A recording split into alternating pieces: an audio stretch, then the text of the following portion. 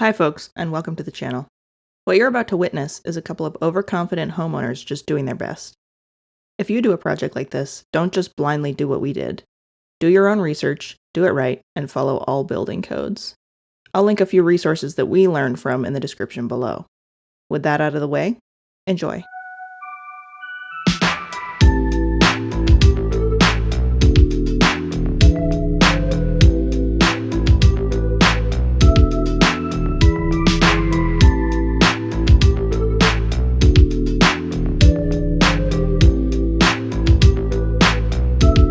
Demo took the better part of our Friday afternoon. After that, Anthony got to work replacing the subfloor under the new stairs, while I made a few more measurements to finalize the design. You can see me CADing in the background. This is the same subfloor that we installed over the entire slab foundation. We'll put up a video on that project soon. Stay tuned. These stairs we constructed of 3 stringers cut out of 2x12 lumber and a 4th stringer that's just there to support the outer edge of this stair, the drywall, and trim. We framed out this little triangular section with 2x4s and added a spacer to make that 4th stringer piece flush out with the existing framing.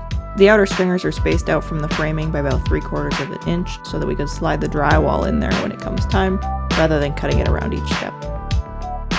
We attached our stairwell header to the existing framing in the cavity with hefty lag bolts, making sure it's level. Any framing that touches the ground is attached using tap gun screws straight through the subfloor into the concrete. We didn't attach the toe plate yet because we wanted to make sure that it would fit perfectly into the stringers. Marking and cutting the stringers was quite the process, which I unfortunately didn't get any footage of, but you can find lots of tips and tricks for that all over YouTube. Again, videos in the description.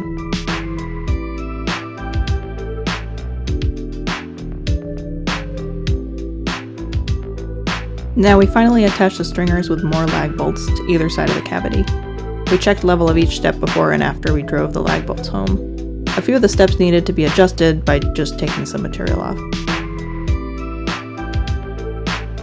Then we set the toe plate with tap cons and the middle stringer with lag bolts. Finally, we secured the tops and bottoms of each stringer with Simpson strong ties.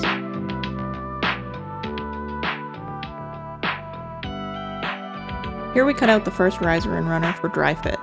Once we were happy with that, Anthony got to work cutting the rest of them out on the table saw while I fabricated the last little stringer for the last 5 steps.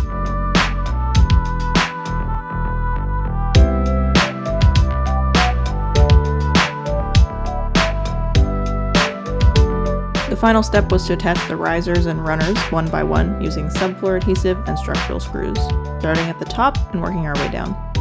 We never want to hear another squeak or creak for the rest of our lives.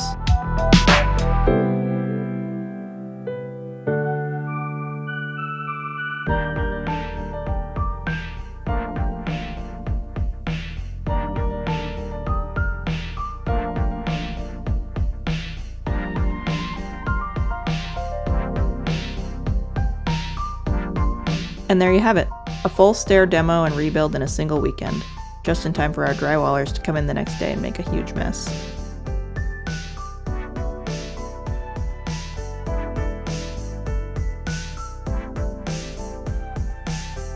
I hope you enjoyed the video.